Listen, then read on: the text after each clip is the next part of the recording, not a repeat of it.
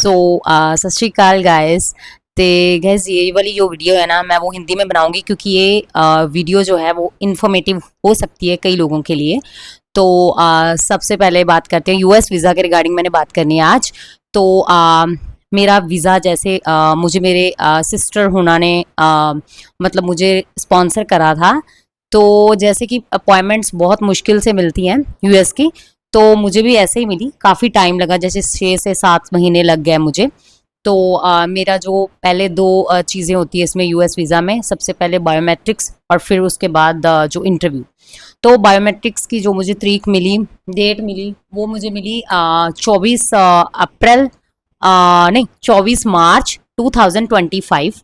तो उसमें मेरा बायोमेट्रिक था, उसके 1 महीना बाद मेरी थी इंटरव्यू। इंटरव्यू अभी हुई है मेरी, मेरी हुई है 22 अप्रैल 2025।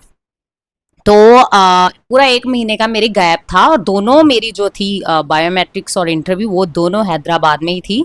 मुझे यहाँ पे कोई भी डेट नहीं मिल रही थी, तो इसलिए दोनों ही हैदराबाद में मिली। तो उसके बाद हम बात करते हैं बायोमेट्रिक्स का। तो सबको पता ही है कि वो तो बहुत इजी होता है, वो सबका ही हो जाता है। ठीक है, उसमें बस हमें अपने फिंगरप्रिंट्स देने होते हैं, एक फ़ोटो होती है, तो वो हम करके आ गए थे। तो उसके बाद अभी जो अब इंटरव्यू हुआ है उसके लिए अलग मतलब फॉर्म्स होते हैं। मतलब मैं तो पूरी फाइल ही ले जाती थी जब भी जाती, मतलब बायोमेट्रिक्स में पूरी फाइल ले गई, जो भी मुझे मतलब चाहिए थे डॉक्यूमेंट्स वो मैं निकाल के दिखा देती थी। तो पासपोर्ट वहाँ पे एक लड़की थी, वो ना उसके मतलब एक पासपोर्ट ले आई अपना करंट वाला, तो जो वो पुराना था ना वो लेके ही नहीं आई, तो उसका वो रीशेड्यूल कर दिया। उन्होंने कहा कि अब आपका जो बायोमेट्रिक्स है वो दोबारा आप अपनी डेट लो जो है वो फिक्स करो, उसको फिर आना। तो ऐसे भी होता है, सारे आपको पासपोर्ट लेकर जाने हैं जितने भी है आपके पास। ठीक है, तो वो मेरा बायोमेट्रिक्स हो गया था, मतलब टाइम के पहले आपको जाना होता है, तो लाइन होती है, वो हो गया। चलो वो बायोमेट्रिक्स का तो सबको पता है। तो जो इंटरव्यू की बात करते हैं, तो जब हम हैदराबाद में गए, तो उसके हम एक दिन पहले गए चले थे, क्योंकि मेरी जो इंटरव्यू थी वो 22 तारीख को सुबह 9 बजे की थी। ठीक है, तो हम लोग वहाँ पे 8 बजे 7 बजे ही चले गए थे हम लोग। वहाँ पे ना जैसे दरवाजा होता है उसके सामने चेयर्स लगे होते हैं, वहाँ पे सब वेट करते हैं, वेटिंग एरिया है। सब स्टूडेंट बहुत कम थे, और जो ओल्ड सिटीजन होते हैं वो ज़्यादा थे, बहुत ज़्यादा थे, सीनियर सिटीजन बहुत ज़्यादा थे। तो क्या हुआ कि मेरी बारी, जैसे मेरी 9 बजे की अपॉइंटमेंट थी, जैसे मेरी इंटरव्यू थी ना, 9 सवा 9 बजे हम लोग बाहर भी आ गए थे। मतलब इतना जल्दी हो जाता है वहाँ पे, क्योंकि बहुत थोड़े सेकंड्स में आपकी इंटरव्यू हो जाती है। तो वहाँ पे पहले आपका वो फॉर्म देखते हैं, DS-160 है ना आपका, फिर एंट्री दे देते हैं हमें, एंटर कर जाते हैं हम अंदर।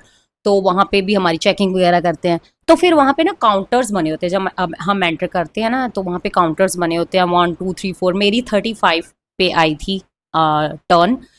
तो वहाँ पे एक सारे अंग्रेज थे तो मेरी भी बारी, मतलब एक अंग्रेज बंदा था, तो उसने ली इंटरव्यू। तो उसने सबसे पहले मेरा पासवर्ड मांगा, तो मैंने पासवर्ड उनको दे दिया। तो फिर मुझसे जो क्वेश्चंस पूछे वो थे, मतलब उनके पास ना वो सिर्फ कंप्यूटर पे देख रहा था, मतलब उसने मेरा कोई डॉक्यूमेंट्स नहीं चेक करा, कुछ भी नहीं। मेरा स्पॉन्सर था, मेरे जो सिस्टर और मेरे जीजा जी हैं उन्होंने मुझे स्पॉन्सर करा था। B1 B2 मेरा कैटेगरी थी। और उन्होंने, उनके बेबी हुआ है ना, तो उन्होंने मुझे टेक केयर के लिए वहाँ पे बुलाया था, और मेरे पास जो उनका बर्थडे सर्टिफिकेट भी था, बेबी का सब कुछ, टेकिंग केयर का जो भी।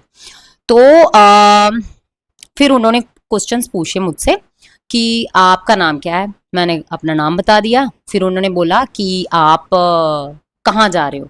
तो मैंने कहा कि मैं कैलिफोर्निया, जो है ना एड्रेस बता दिया। फिर उन्होंने बोला कि आप किसके पास जा रहे हो। मैंने अपनी बोला कि मैं अपनी सिस्टर के पास जा रही हूँ। उन्होंने बोला कि आपकी वो मतलब इंग्लिश में थी सारी इंटरव्यू। आपका वैसे जो B1 B2 कैटेगरी होती है, विजिटर होता है, वो आपकी मर्जी है, आप ट्रांसलेटर भी बोल सकते हो। तो मैंने इंग्लिश में, उसने पूछे, सिंपल थे, मैंने बोल दिया। फिर उसने बोला कि इज़ योर रियल सिस्टर। मैंने कहा हाँ। तो यस। तो फिर उसने बोला कि आप कितने टाइम के लिए जाना चाहते हो। मैंने कहा 35 डेज़ के लिए। तो उसने कहा क्यों जाना चाहते हो। मैंने बोला कि taking care of a baby. And फिर उन्हें पूछा कि ਤੁਸੀਂ ਵੈਨ ਫਿਰ ਕੀ ਪੁੱਛਿਆ ਸੀਗਾ। ਹਾਂ, ਮਤਲਬ ਉਹਨਾਂ ਨੇ ਪੁੱਛਿਆ ਕਿ ਟਰੈਵਲ ਕਿੰਨੀਆਂ ਕੰਟਰੀਆਂ ਕੀਤੀਆਂ ਤੁਸੀਂ, ਮਤਲਬ ਤੁਸੀਂ ਕਿੰਨਾ ਟਰੈਵਲ ਕੀਤਾ ਹੋਇਆ। ਤੇ ਫਿਰ ਮੈਂ ਕਿਹਾ ਦੁਬਈ, ਮਤਲਬ ਅਸੀਂ ਇਕੱਲੀ ਦੁਬਈ ਗਏ ਸੀ ਤੇ ਫਿਰ ਮੈਂ ਦੁਬਈ ਕਹਿਤਾ। ਤੇ ਮਤਲਬ ਟਰੈਵਲ ਹਿਸਟਰੀ ਵੀ ਉਹ ਚੈੱਕ ਕਰਦੇ ਆ ਕਿ ਕਿੰਨਾ ਕੁ ਘੁੰਮਦੇ ਆ। ਫਿਰ ਉਹਨਾਂ ਕਿਹਾ ਤੁਸੀਂ ਕੀ काम करते हैं, है ना। फिर मैंने बोला कि हम यूट्यूब पे वीडियोस बनाते हैं। तो फिर उन्होंने पूछा कि आप साल का कितना कमा लेते हो। फिर मैंने वो बता दिया कितना हम साल का कमा लेते हैं। तो फिर लास्ट वाला क्वेश्चन था जो वो था कि आर यू मैरिड और सिंगल। तो मैंने बोला सिंगल। तो बाद में उन्होंने बोला कि फिंगरप्रिंट्स ऐसे लगा लो। तो फिर उन्होंने मुझे ना मेरा पासवर्ड और मेरा जो एक और पेज था जो उस चीज़ पे लिखा हुआ था 214B अंडर 214B, वो दे दिया मुझे। मैं बाद में वो भी दिखा देती हूँ आपको। तो वो दे दिया। उन्होंने बोला कि आप any time you can reapply.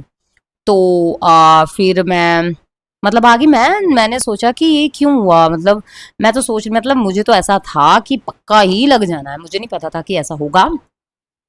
तो फिर मैं आ गई, मैंने बताया कि ऐसे सबसे बड़ी जो मुझे लगता है कि गलती हुई है वो हुई है कि हम खुद देखते ही नहीं है कुछ भी। मुझे तो ये भी नहीं पता था कि मेरी कैटेगरी कौन सी है। मुझे तो वहाँ पे बाद में पता चला कि मेरी B1 B2 कैटेगरी है। और मैंने कुछ भी नहीं देखा था। मतलब सबसे ज़रूरी वो इसलिए लोगों को मतलब रिजेक्ट करते हैं क्योंकि हमारा होम कंट्री से टाई अप इतना नहीं हम शो कर पाते हैं जैसे कि मेरा था। जैसे मैंने शो किया कि मेरा होम कंट्री से ये है कि मैं यूट्यूब वीडियोस बनाती हूँ। बस उन्होंने सोचा कि यूट्यूब वीडियोस तो कहीं पे भी बना सकते हैं, है ना। तो मतलब इतना स्ट्रॉन्ग टाई अप नहीं था। मुझे दिखाना चाहिए था कि मेरे मम्मी पापा हैं, यहाँ पे हमारा काम है ना। तो वो एक फाइनेंशियली मुझे और स्ट्रॉन्ग भी दिखाना चाहिए था। इतनी नॉलेज भी नहीं थी मुझे, है ना। जैसे हम जैसे मैं सिंगल हूँ तो मेरे मम्मी पापा मेरे साथ हैं, तो मुझे वो बहुत स्ट्रांगली बताना चाहिए था। कुछ भी नहीं बताया यहाँ पे, मतलब सिर्फ यूट्यूब बस और कुछ भी नहीं। तो वो एक स्ट्रॉन्ग कनेक्शन नहीं होता है आपकी होम कंट्री के साथ। तो उसमें कमी रही है।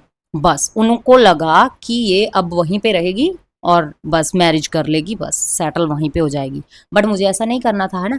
तो बट उनको बिल्कुल भी मैं सेटिस्फाई नहीं कर पाई कि मतलब हाँ मुझे वापस आना है। मुझे पता भी नहीं था, इतनी नॉलेज भी नहीं थी कि हाँ मुझे इतना मतलब करना है, या फिर मुझे खुद के डॉक्यूमेंट्स, मुझे यूट्यूब वीडियो चेक करनी चाहिए थी खुद पे। खुद मतलब खुद देखना चाहिए थे ज़्यादा। हम ज़्यादातर हम ऐसे मतलब एम्बेसी पे सब कुछ छोड़ देते हैं, लेकिन नहीं, हमें खुद को हमें पता होता है कि वहाँ पे जो ऑफिसर है वो हमारे क्वेश्चंस हम कितना उन्हें मतलब अपनी आंसर्स के ज़रिए उन्हें सेटिस्फाई कर सकते हैं। उन्हें हम दिखा सकते हैं कि हमारा होम कनेक्शन बहुत तगड़ा है। तो अब मुझे वो पता चल रहा है और मैंने सोचा कि आप सबको बता दूं कि जो भी लोग हैं ना, ज़्यादातर लोगों को यही होता है कि हमें होम कंट्री का दिखाना होता है। जो सिंगल चाइल्ड होते हैं, मैंने अभी बहुत वीडियो देखी, सिंगल चाइल्ड होते हैं उनका तो चलो हो जाता है, क्योंकि उनके टाई अप्स बहुत मजबूत होते हैं कि हाँ भाई उनके पेरेंट्स को वो संभालेंगे आके, है ना। तो जिनके ब्रदर्स होते हैं, अब मेरा तो ये था कि स्पॉन्सर में ये बड़ी प्रॉब्लम आती है। उन्होंने बोला कईयों ने मुझे कि स्पॉन्सर में ये बड़ी प्रॉब्लम आती है कि आपके ऑलरेडी सिस्टर है वहाँ पे, है ना। तो वो तो आपको यहाँ वहीं पे रख लेगी, है ना, आप सेटल हो जाओगे वहीं पे। तो ये भी बड़ी प्रॉब्लम होती है। तो आप विजिटर भी अगर लगा रहे हो तो आपकी हिस्ट्री भी होनी चाहिए घूमने की। कईयों के वो भी नहीं लगते हैं, किस्मत भी है यहाँ पे। तो कई लोग बहुत हिस्ट्री भी उनकी है फिर भी रिजेक्ट होते हैं कि आप वहीं पे सेटल हो। तो इसलिए हमारा यहाँ पे होम कंट्री के साथ तगड़ा कनेक्शन होना चाहिए। कुछ भी होना चाहिए आपका, तो वो तगड़ा कनेक्शन होना चाहिए। तो मुझे ये लगता है कि मैं नहीं कर पाई। सो अब देखते हैं कि क्या करना है। तो मुझे लगता है कि आपको इन्फॉर्मेशन मिल गई होगी। तो मेरा था B1 B2 कैटेगरी, तो रिजेक्ट हुआ है मेरा। तो बस उसके बाद हम लोग घर पे आ गए। तो बस मुझे लगता है कि आपको अगर आपको कुछ भी क्वेश्चंस होंगे तो आप मुझे कमेंट में पूछ सकते हो, मैं आपको कमेंट में आंसर दे दूंगी।